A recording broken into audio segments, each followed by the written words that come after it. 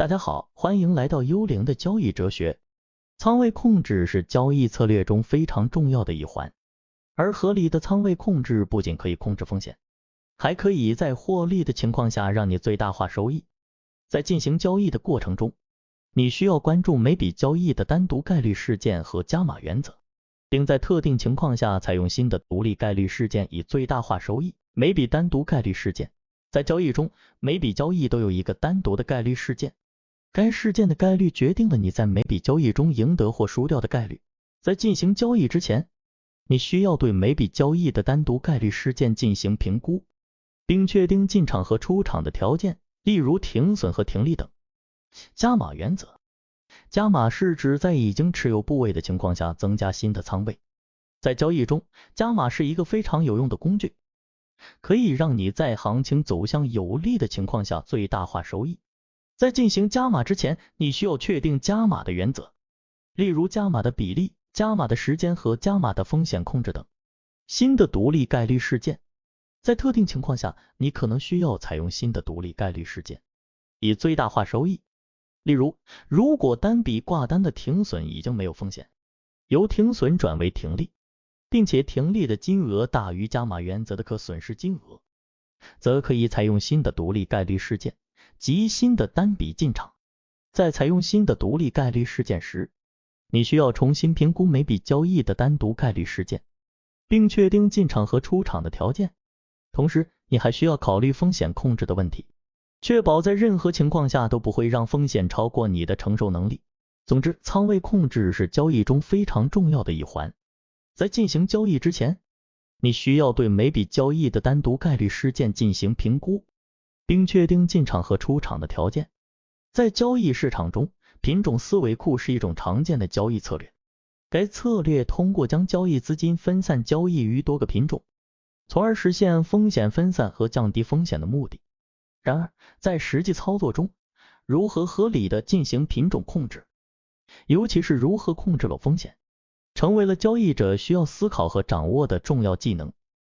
一、品种思维库的基本原理。品种思维库是基于风险分散理论而产生的交易策略，它将交易资金分散交易于多个品种，以实现风险分散的目的。其基本原理是通过不同品种之间的低相关性，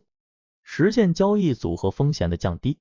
交易者可以通过挑选不同行业、不同风格和不同区域的股票、基金、指数等产品进行分散交易。二、品种控制的方法。品种控制是品种思维库策略的关键环节，它主要包括品种选择和仓位控制两个方面。品种选择需要考虑不同品种的交易机会和风险水平，通过风险收益比、波动率等指标对品种进行评估。仓位控制则需要对不同品种的资金比例进行调整，避免过度集中资金于单一品种，从而降低风险。三、裸风险控制的重要性。裸风险是指交易者在没有进行对冲或者保险的情况下承担的风险。品种思维库策略中，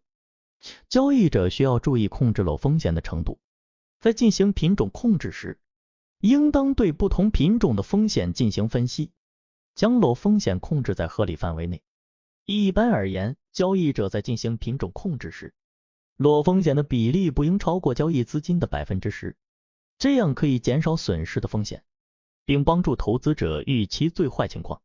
在进行投资时，投资者应该了解自己的风险承受能力和投资目标，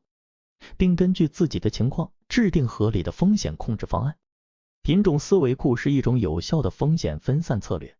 可以帮助交易者降低风险并实现长期稳健的交易收益。但是，品种思维库策略需要交易者具备相关的知识和技能，对品种控制和裸风险控制有清晰的认识和实践经验。在实际操作中，交易者可以通过建立交易组合，将交易资金分散到不同品种和产品中，并定期进行检查和调整，以保持风险分散和收益稳定。同时，交易者需要对品种进行分析和评估，了解其交易机会和风险水平，选择合适的品种进行交易。最后，交易者需要注意控制裸风险的程度，将裸风险控制在合理范围内。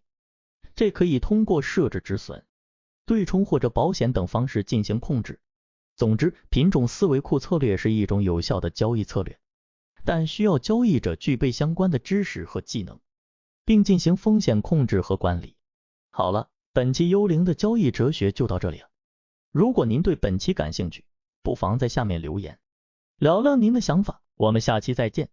拜拜。